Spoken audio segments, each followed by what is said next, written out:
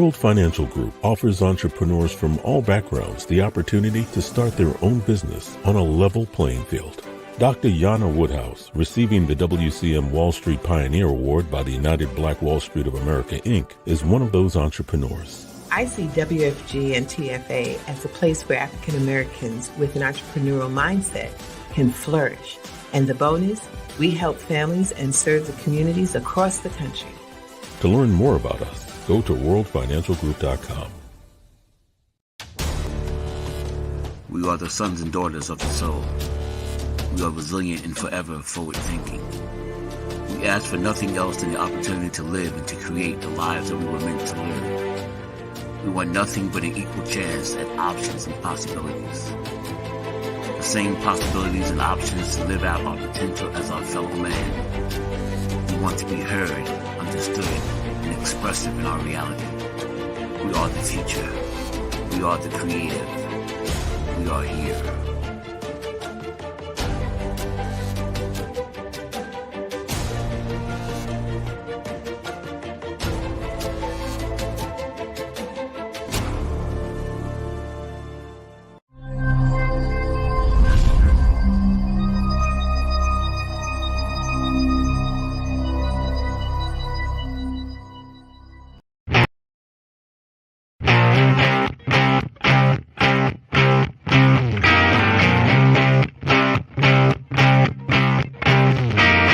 She was told that she couldn't play with the boys.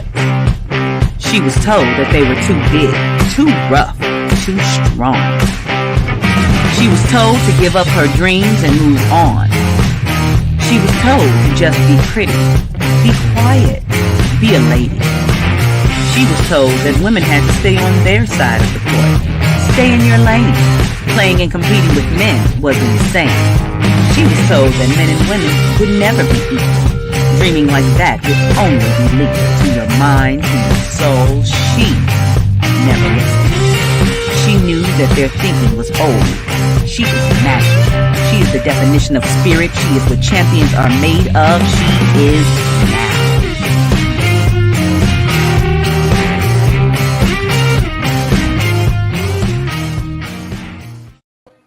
Greetings and welcome to Access Wealth Nation with Dr. Jana B. Woodhouse, giving you that checkup from the neck up financially. And of course, I'm Dr. Jana B. Woodhouse. And of course, we're also broadcast through WHCR 90.3 FM, the voice of Harlem, and on Soul City Broadcasting Network. This is a powerful time. Information is king. And of course, action is queen.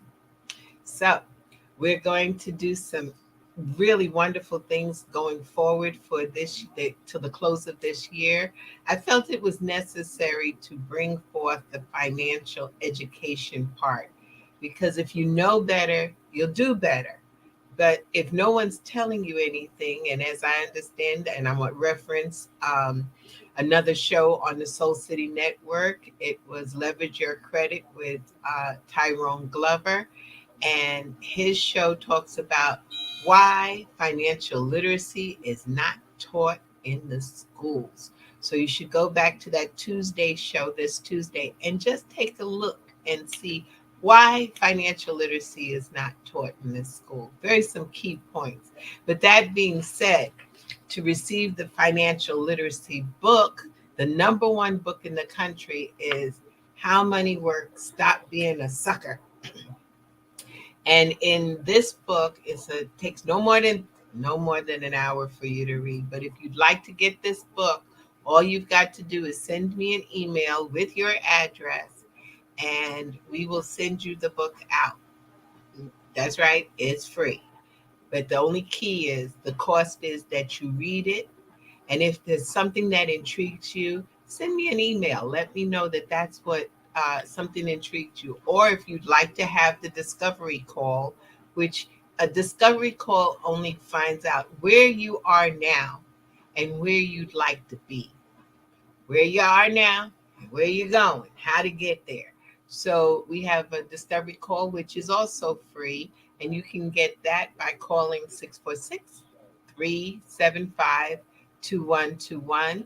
And we'll be glad to give you that book. I mean, that analysis. One of my staff members or myself will be glad to be able to assist you and to get your information. Of course, it's no obligation, so you don't have to worry about having to pay or having to have to utilize us as a financial service.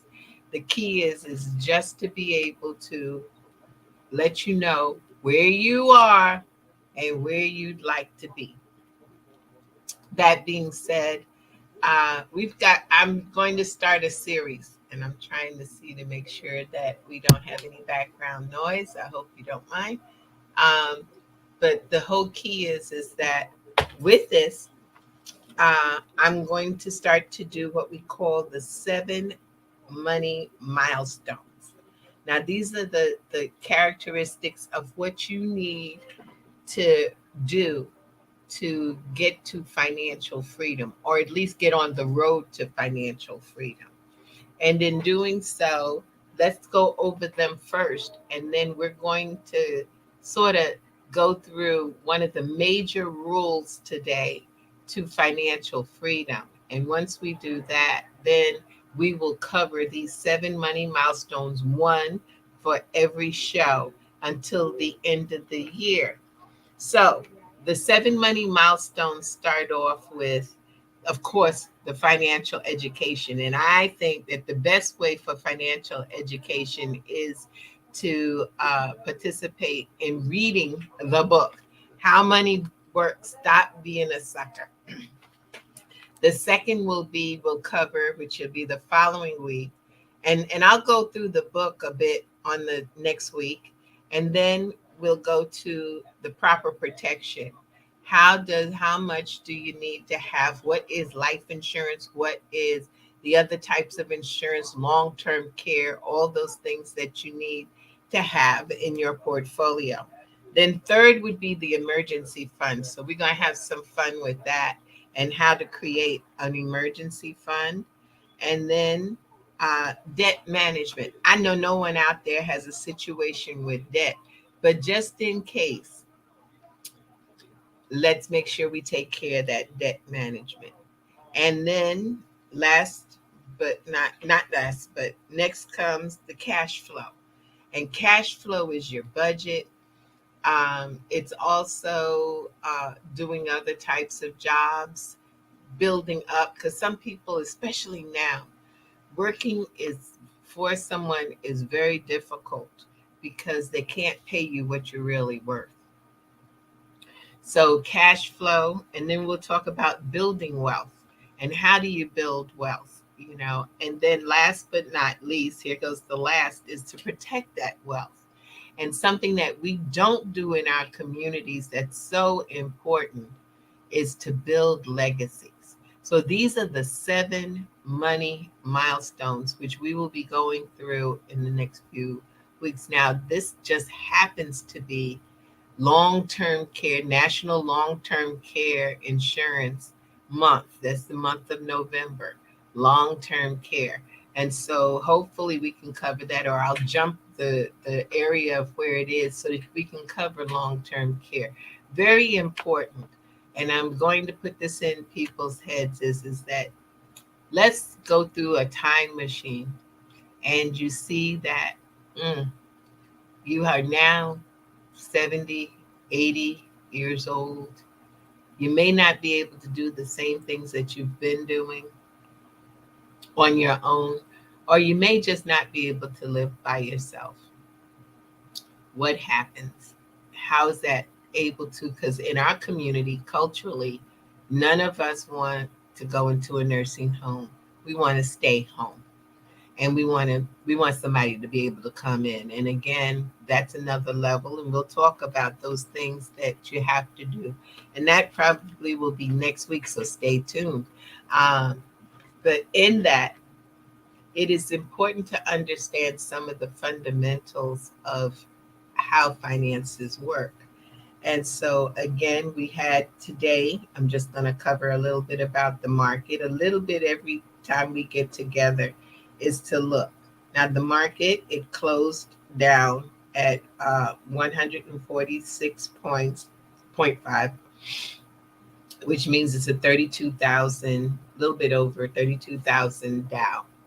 Well, what does that really mean? That now the Dow is only 30 companies that are reviewed in the market. But again, some of this is affected by, I'm sure you've heard, and if not, that meant you clicked before the news gave it to you, is that um, interest rates were increased a bit. The Fed increased it. Now, their idea is by increasing the interest rate, you will start to bring down the inflation. Inflation happens to be your buying power. What do you get to, how long does your money take to buy things? So I'm sure all of you have already witnessed it, is that when we go to the store, and before you could buy, I just had a conversation with someone, when you buy uh, a pound of butter, those 4 sticks of butter, used to be maybe $3, $4, and now it's up to almost triple, because it's really almost $10 for that 4 bars of butter. I teasingly said maybe we need to start to learn how to churn up some butter ourselves, make some stuff at home. But even the ingredients cost more money too. So that being said, is that we've really got to be more conscious of how we buy and what we buy and where we're buying it. Sometimes we have to do things like buy a non-brand, or maybe group buy, co-op buying. There's things that we can do, but the bottom line is that, yeah, we're in a bit of a tight bind, but not that we couldn't get out of it. And plus, the fact is, they're trying to frighten us that we're going into a depression. Well, a depression is 2 recessions. We have not really gone into a recession officially now. So chill out a little bit, but do put away and make it so that you can survive by doing things wisely, setting up some of these 7 money milestones. So that's why it's so important that you get the book, and we'll send that book to you so that you can get started, read the book, and then see if we can help you to get through it. Okay. So that being said, also, if any of you, if I mention anything today and you have comments or questions, please feel free to put your comments and questions in the chat box, and we'll be glad to address it. It'll get to me. I'll be glad to do that. If you have questions and you think that you don't want to ask it right now, you can send us an email at anagenterprisesinc@gmail.com, and we'll be glad to assist, and hopefully we can help you. I know a lot of you are right now all scared, and fear and faith can't live in the same place. We talk about being faithful people. So stop being fearful and be faithful, and then get yourself a financial advisor and a good accountant and an attorney. Just put them on hold, so that just in case you're one of the winners of this phenomenally large lottery, that you know what you're getting ready to do. I just thought I'd throw that one in.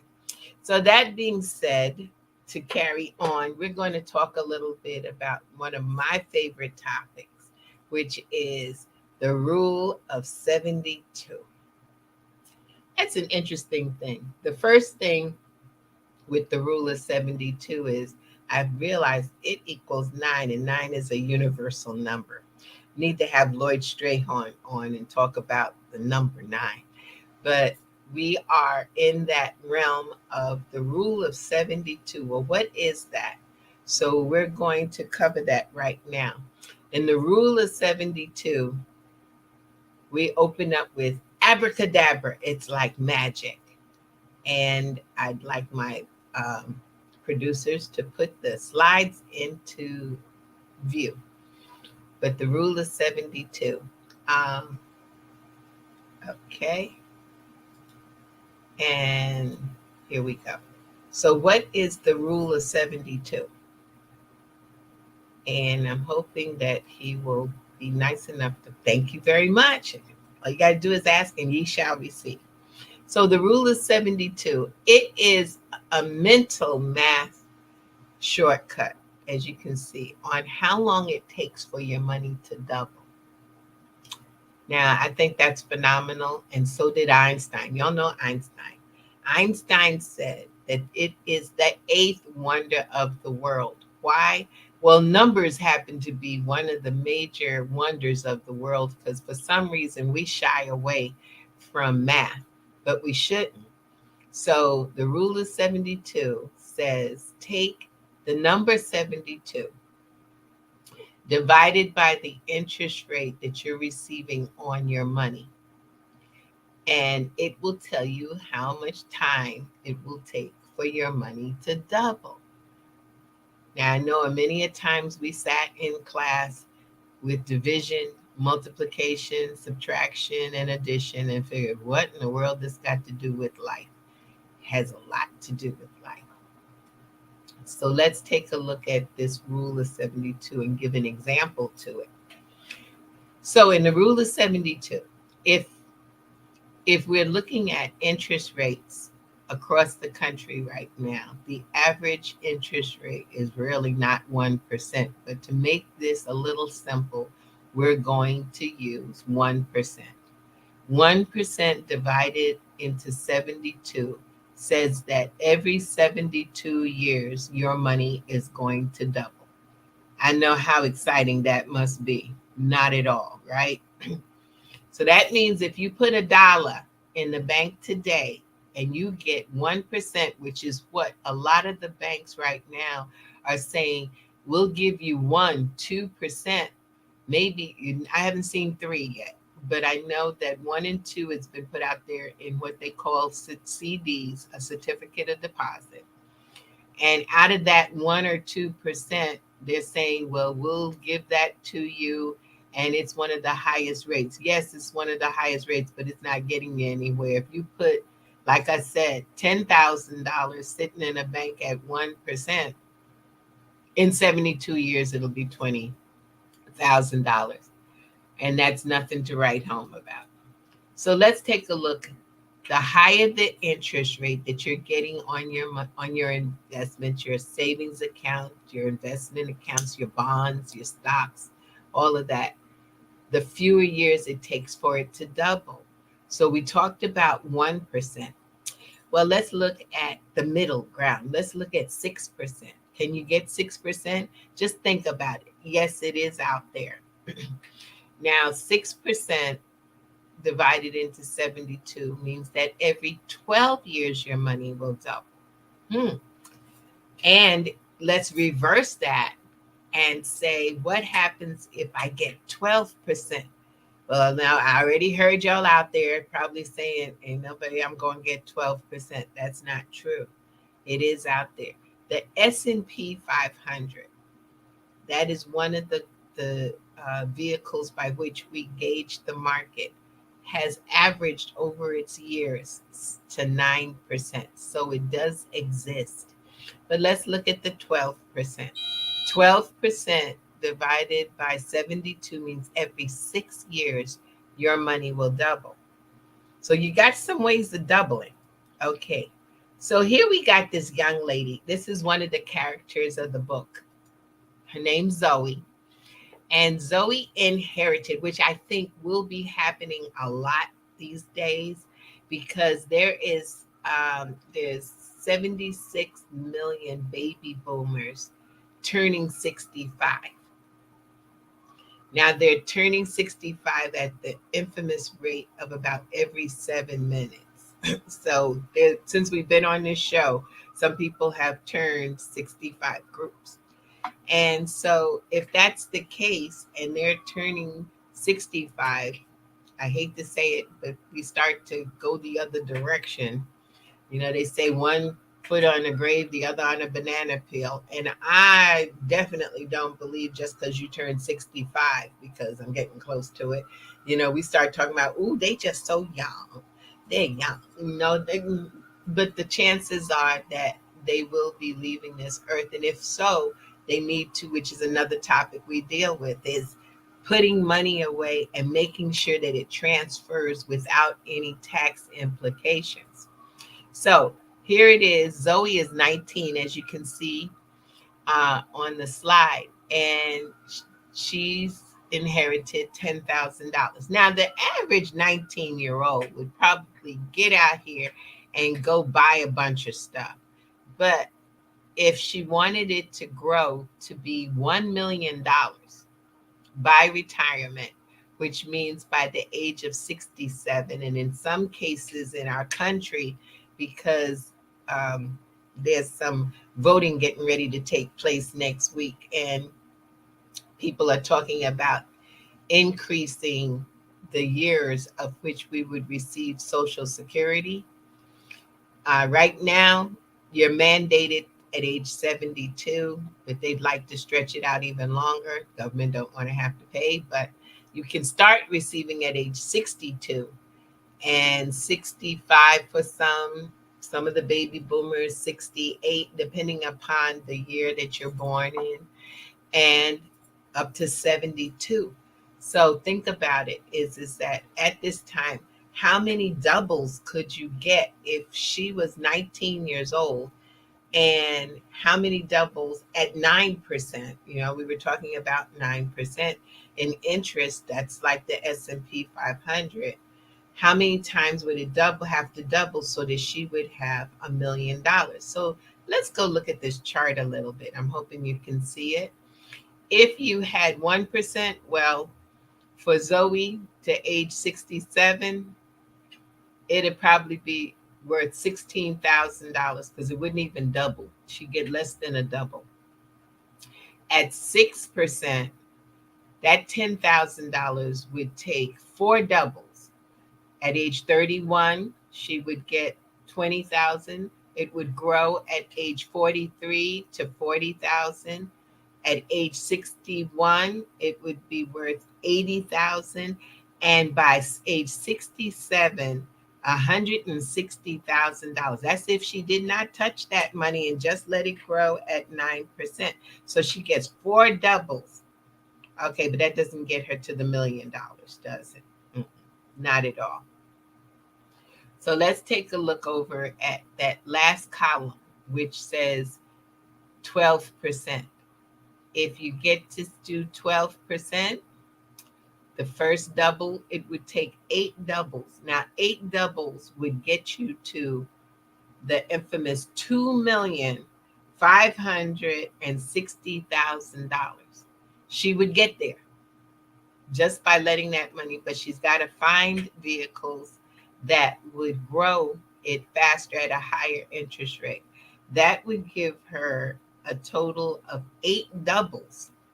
That's what your money's doubling. And when it doubles, the 10 turns to 20, the 20 turns to 40, the 40 turns to 80, the 80 doubles to 160, and so on and so forth. So this is one of the wonders of the world, and this is what should be focused on. Now, I commend the Zoes in the world who take that $10,000 at age 19 and let it ride.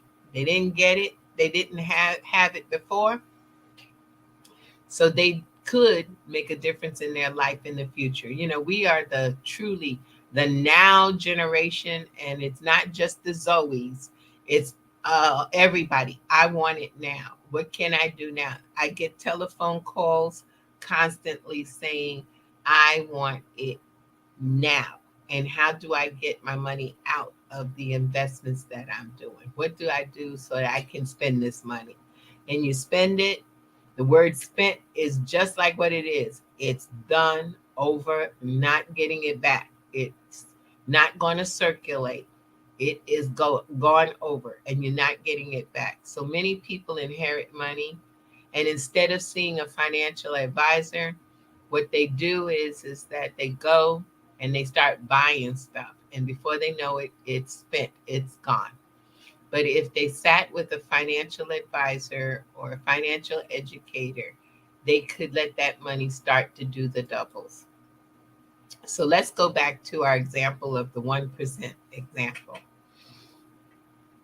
And with that, right now, in today's market, we're looking at over $10 trillion are in money markets and passbook savings accounts with an average of 0.09, not even a full 1%, 0.09%. But what does that mean in the rule of 72? 72 divided by 0.09 equals 800 years to double.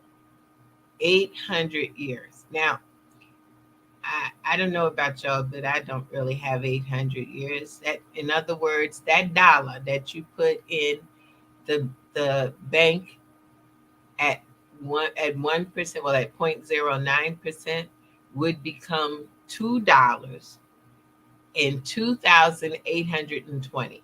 So one of the characters in the book, we call him Carl. He says it. I'm sure my great, great, great, great, great, great, great, great grandchildren will be thrilled. Well, Carl, I don't even know if the dollar would be there by that time. If it would be $2 at that point, it'd probably be worth sandust. Okay. Now, let's take a look at the other side. The other side is, well, if the banks are giving you 0.09 and it's doubling every 800 years, what are credit cards doing? So, however, the credit cards right now are doing somewhere on an average, because you got some credit cards that are at 20, 25, almost 30%. And then you have some that are at 9, 10%. But in the case, the average is about 19% on an average credit card that the bank offers. So that means that you're taking your money into the bank and they're using it to loan it to other people. Now, this should really upset you because they're giving you 1% and they're making 17%. Think about what we call a spread. You know, y'all know what the spread means. This is the difference between what you're making and what the other person is making off your money. Okay, that's a difference of 16%. So if you take the 17%, divide it into 72, the banks are doubling their money, your money that they're using, every 4.2 years. So as Mean says here is that their money doubles every 4 years and ours doubles every 800. And as she says, that's unscrupulous. Well, that's the way of the capitalist system. You just have to learn how to make the more off of your money. At least if they're going to use your money, that's why they have that how money works, stop being a sucker. Well, this is the first stage to wake up to. Stop letting them take your money and use it without you getting anything for it. I give anybody the challenge. Take your $10,000. Go to the bank. Number one, when you get there, look to the left and look to the right. When you do, what do you see? Usually it's candy. Usually it's a lollipop. And on top of it, it used to, before we started this campaign 2 years ago, really it's almost 3 years, it was dum-dums. So they had the candy sitting in the dish telling you what they think of you, because I couldn't make this up. They were dum-dums. Now they're putting their bank logos on it because now they done made enough money off of you. They can personalize the suckers. Okay. So don't be a sucker. Stop being a sucker. So here comes Carl on the presentation is that I don't know what unscrupulous means. Well, it means that you ain't right. Okay. But now I know why banks give customers suckers. Yeah, we put it in writing. So this is one thing that I'm hoping that you're really learning is how money works and stop being a sucker. Now, if you have any questions, please put it in the chat side, because this is very important that you understand that becoming a million, well, have a millionaire dollars, because being a millionaire is about to qualify as being quote unquote a real millionaire. You're looking at somewhere having at least $5 to $10 million before they consider you a millionaire. But to have $1 million, I know, just think about how many people 67 years old who would like to have $1 million at their retirement. That $1 million could generate, if they wanted to, a lifetime income of about $40,000 every year. Now, depending upon how they invested it, which we'll talk about in a couple of minutes, is whether they got to pay taxes now, pay taxes later, or pay taxes never. Depends, okay? But just know that doing something and getting started now will make the difference on any goal you have. We talk about retirements, but it's not only retirement, it's even buying a house, buying a car. A lot of you were thinking about buying a house and you thought too long, because right now the interest rates on houses has gone up and can make a difference of your monthly payment somewhere around $500 more to $700 more, just because interest rates went up. So you got to think about it. And of course, always sit with an advisor, a professional who knows, and can give you some guidance, not trying to just sell you something, to educate you. So here, I'm going to ask how many people out there in the audience would love to have $1 million by the time they became 67 years old. And I'm sure everybody's raising their hands, or they saying what most people say is, I'm going to need more than $1 million, because I'm going to need more than $40,000 a year in income. Okay. But note here, it says the longer you wait, the more you must save. So it's always important to start early on anything that we're going to talk about, but it's never too late. It just means it's going to take you a bit more to achieve it. Now, see if you're on track. If you look here and you see the age groups that are here. Now, assuming a 9% average annual income, compounded monthly. Okay, we're just going to assume that. Not saying you're going to get it, but assume. And based on retirement at age 67, because we have to have some standards. And then we have our age, our current age that we're at. And then how much would you have to save monthly to achieve that income, that $1 million at age 67? So the question to you should be, are you saving enough? Well, let's take a look here. If you're in your 20s, you're 20 years old. Now you're out here partying, having a good time. Don't want to talk about saving anything. Can't save, got to go hit the clubs, got to go do things, or just want the opportunity to say, I've got some extra money somewhere. Who knows what the deal is? But let's say 20 years old.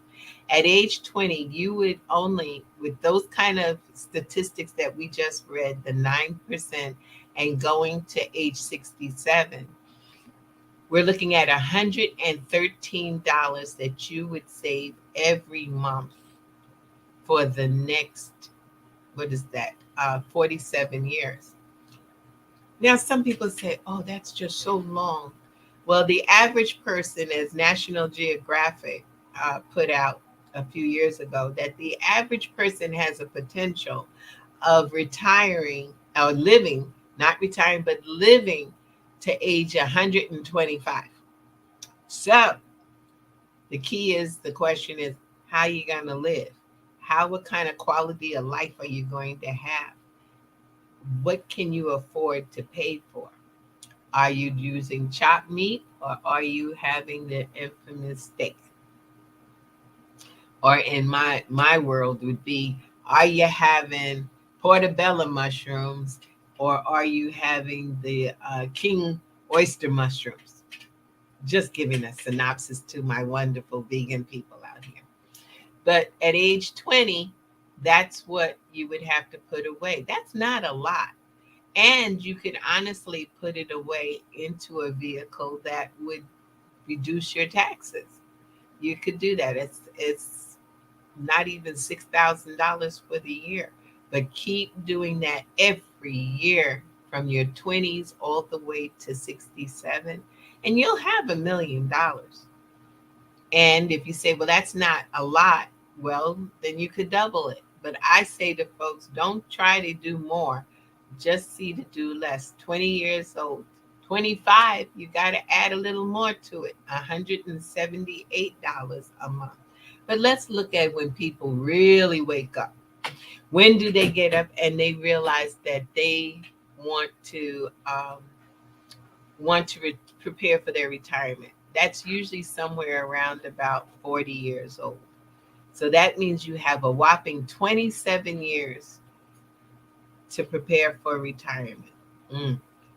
Well, there you would have to put away $731 every month.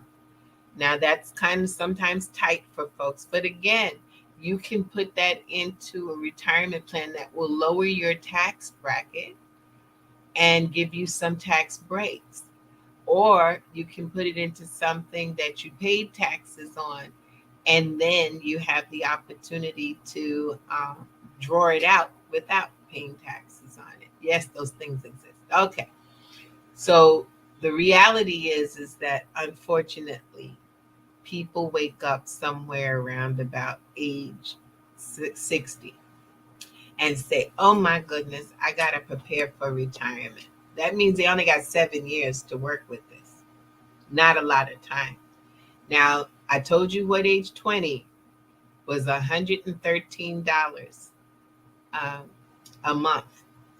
Well, for someone 60 to achieve that same type of $1 million would have to have $8,589 a month.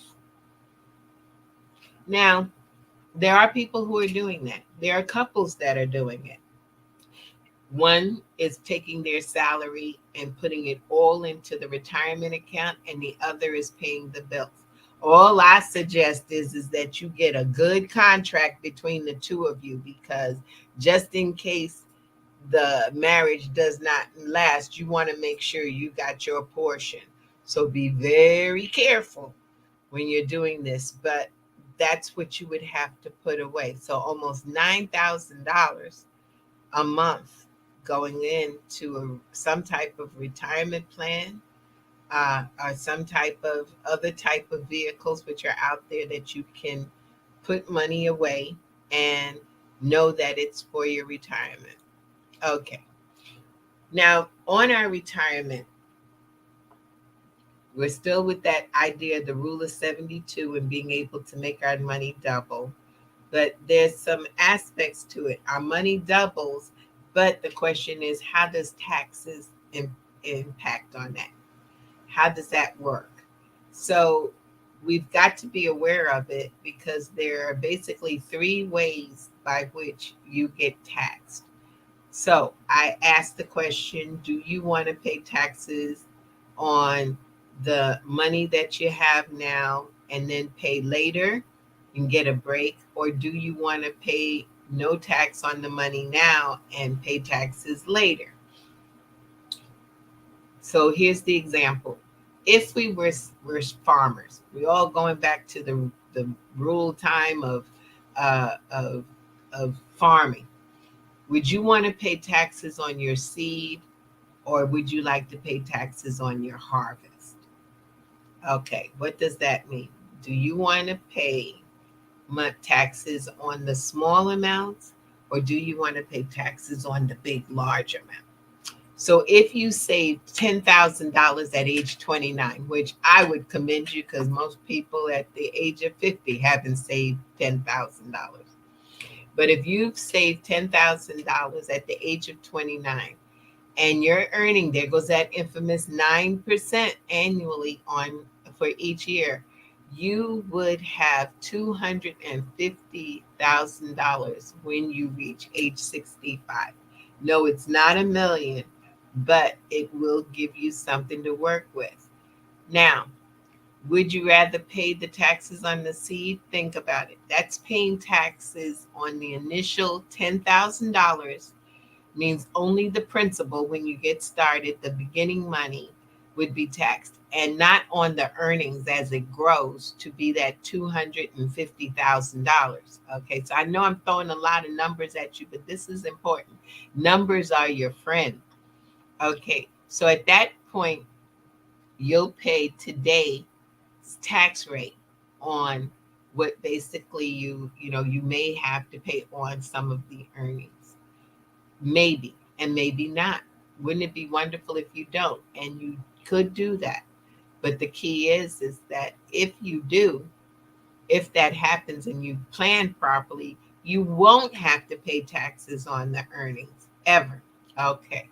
But again, you got to sit with someone who knows these little tricks of the trade. Okay. Then the harvest. That's paying tax on the whole $250,000 harvest, means all the earnings are going to be taxed, and you'll pay taxes on the future tax rate instead of the tax rate that you're living at that point of when you had the 10,000. So it'll probably be higher. I have never seen, even though they say is that you will pay less taxes when you retire.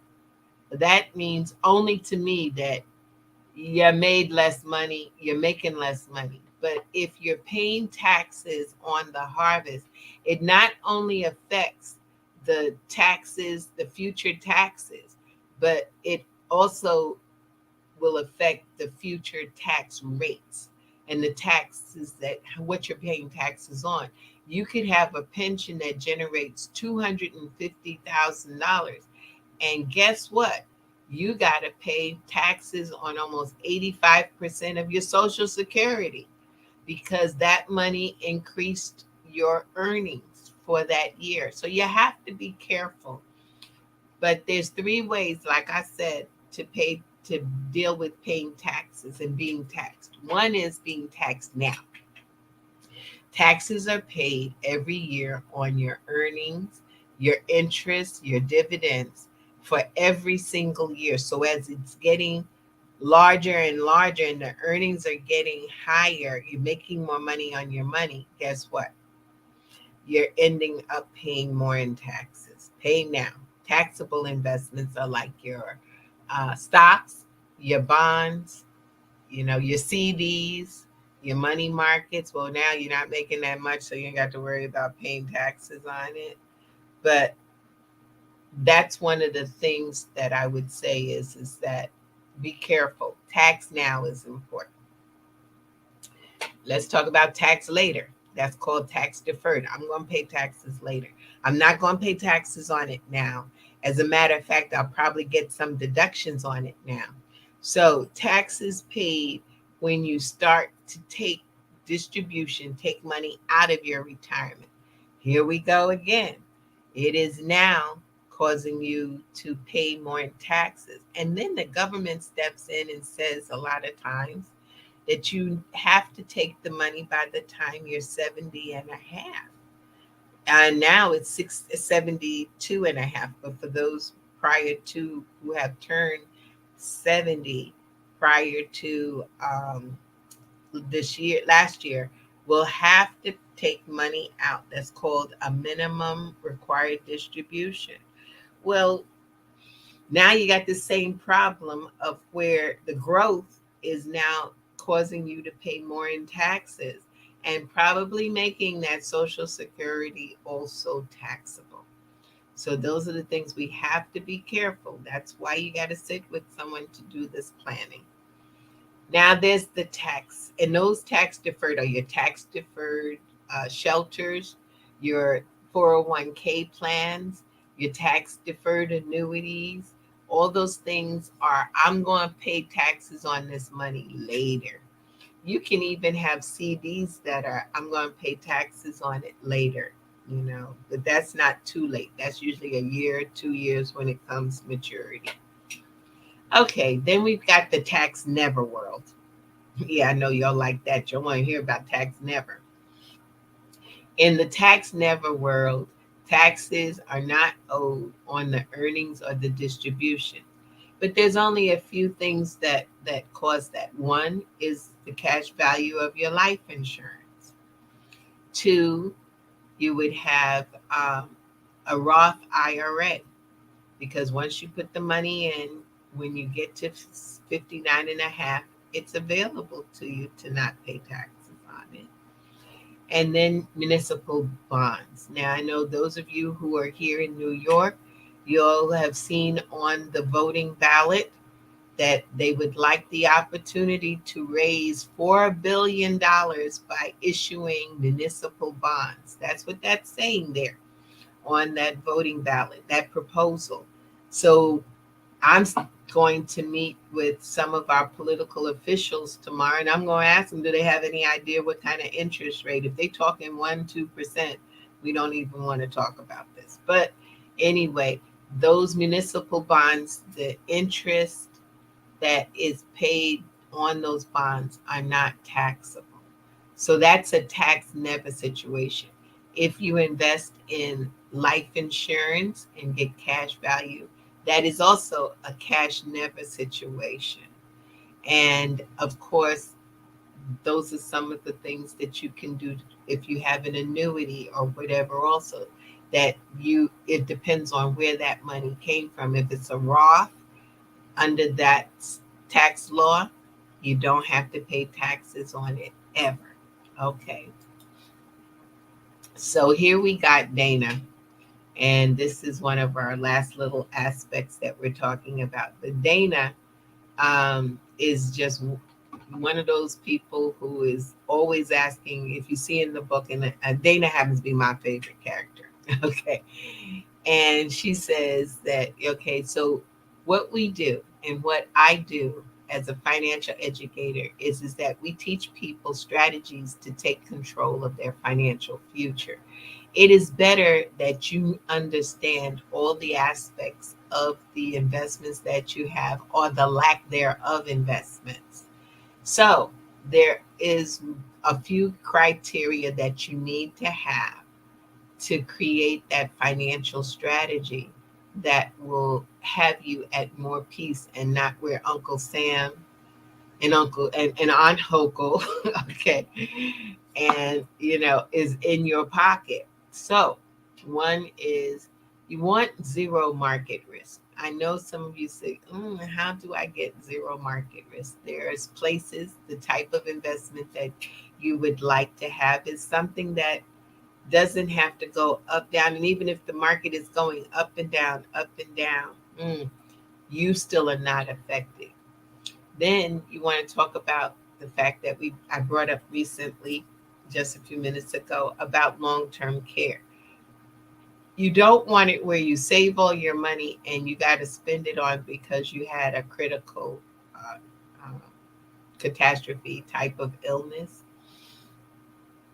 You don't want to be where you have to, with Medicaid comes in and says you have to spend down to $2,000 before they can help you. You don't want to put it where you want to be able to, where you don't have to go into some of these facilities. You want to be able to stay home. So there's long-term care that you can provide for. Now, there's different ones, and we'll talk about that going in the future, whether you pay on a standalone or a hybrid, all those kind of things. But the bottom line is, when you're looking for a strategy to control your financial future, you would like to know that long-term care is involved in it, and that creditors can't come in and take your money. Okay.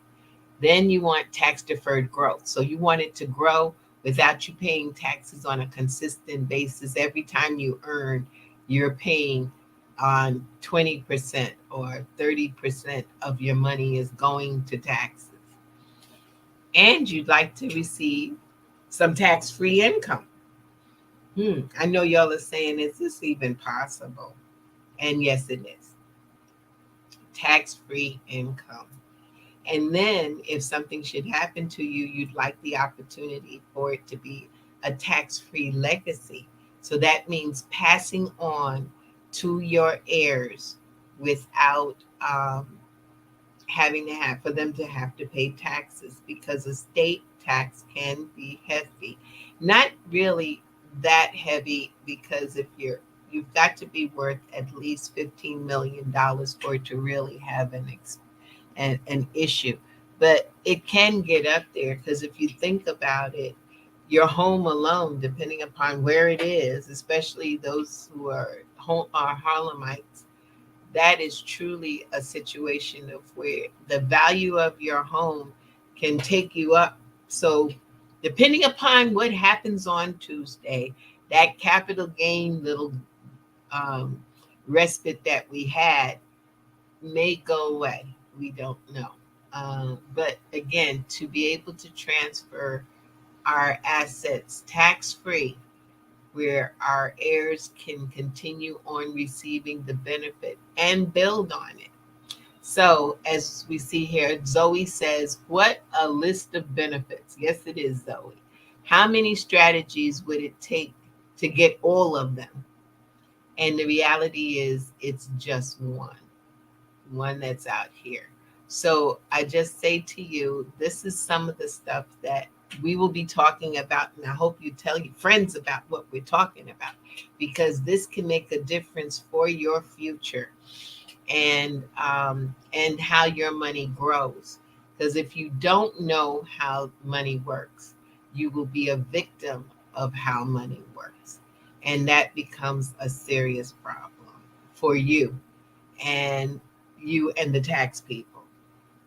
And so I just say to you to please be careful and to know what your options are by sitting down with a financial advisor, getting a discovery call to discover where you are and where you're getting ready to go. I hope this has been, some knowledge for you. I hope it informs you.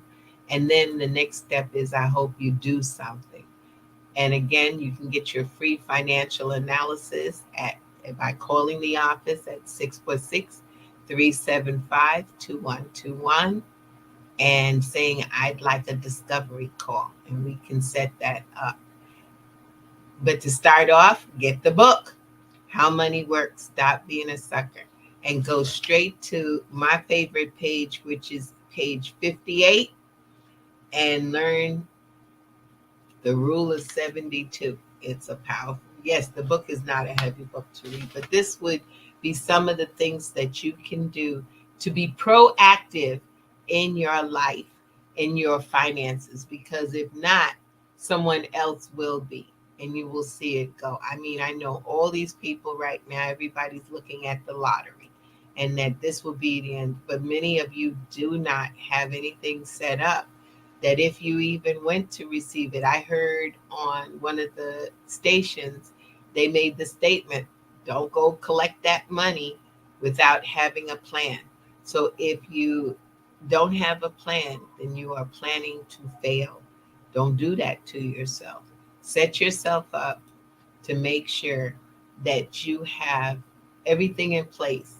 And whether you have $10 or whether you have, what is this, $1.8 billion? Wow, that's, whatever the situation is, you deserve to have a plan. And therefore, you are not going to plan to fail. And as long as I'm here on the watch, you need to be able to know that I'm here for you to do that. Okay, so I don't think we have any questions, but if so, I'll take this opportunity to do that, or to mention about what we're going to do on our next show is going to be about the financial literacy and proper protection, because I think that's very important. But remember that this is, again, a time when the year is waning out. Now I'm going to talk to you all frankly. There are going to be multiplicity of sales out here to get your dollars. probably dollars that you don't have right now to even or could afford to give. What you do is that before you go out shopping and before you have your what they call it, Black Friday, make sure that you've set your budget for the holiday. We have and remember, it's a holiday, not a holiday month. Okay. So we've got Thanksgiving coming up. We need a lot to be thankful for. It's a time when family gets together. Guess what you could do with this inflation taking place right now? Everybody brings a dish. Just make sure they know what they're doing, that they know how to cook. Okay. But they can bring the drinks. If not, they can bring the sodas, the wines, the punches, if they don't know how to cook. But share the expense so you can share the time with the family. When the next day comes, that Black Friday, budget yourself. If it's either going to be $100 you go out with, $200, do not spend more than that. Do not take your credit cards. We done talked about credit cards and how fast that money will start to double. One thing that I forgot to mention is that if you are paying the minimum on your credit cards, you will probably never get out of debt. It takes, if you pay the minimum, sometimes it takes up to 25 years before you clear by paying that minimum credit card fee. You say, well, I'm least paying it. Yeah, they'll even give you a little bit more on your credit score because you're paying in a timely manner. But the problem is as you're getting higher and higher, closer to your balance, they may even give you more credit. Why? Because it's a track of putting you into a trap and getting caught where you'll never be able to get out of debt and pay most of the money in interest. So be very careful when you go out. Make sure that day after Thanksgiving that you make sure that you put that money in a budget, and whatever it is, that's all you got. You get the list of whoever you have to buy a gift for. I'll tell you one of the things that my true feeling is. When we have Christmas, the Christmas time, we get bogged down in the material world. Remember this, and this is some of the principles of Kwanzaa, is that most people remember who they were with during the holidays. They very rarely can remember what all they got, unless it was really something out of this world. So if that's the case, give of yourself and spend a little time with you, your family, and not worry so much about what you gave. Give of yourself.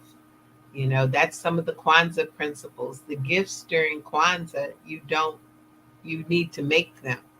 Or you could put together, something like I'll wash your car or I'll straighten up your bathroom or whatever. I know that sounds bad, but hey, that's giving of yourself as opposed to making sure you had all this. You gave away stuff that some didn't even want. And they done re-gift it. That's a whole nother thing. I'm going to re-gift. I give this to somebody else. And then they wind up giving it to the same person that they got it from. So don't let that happen. Make sure that you budget yourself if you want to go and buy stuff. For the kids, maybe you want to do just one gift, one special gift. And then for the adults, give of yourself. These are things that you can do during this time to stop spending so much and putting something in that's more worthwhile, which is spirit, love, faith, harmony. Those are the things that are important. We're going to have every Monday, and I'll make sure if you're interested, every Monday we do what's called a class, a money class. One of our associates, Dan Brown, does it. And if you email me at anajaenterprisesinc@gmail.com, I will send you the link. It's every Monday at 7 p.m. And it's an opportunity to learn firsthand how money works and get a chance to ask questions without being intimidated, because some people just don't want to ask a question in certain cases, or they don't want to tell their business. Don't have to, but that's a way by which you can. And every Monday at 7, we're going to do some special events that are coming up also. So just stay tuned. I'll keep you posted. And I want to thank you so much for watching. I hope you learned something today. You are listening to Access Wealth Nation with Dr. Jana B. Woodhouse, giving you that checkup from the neck up on the Soul City Broadcasting Network, and of course on WHCR 90.3 FM. Signing off. Have a blessed day.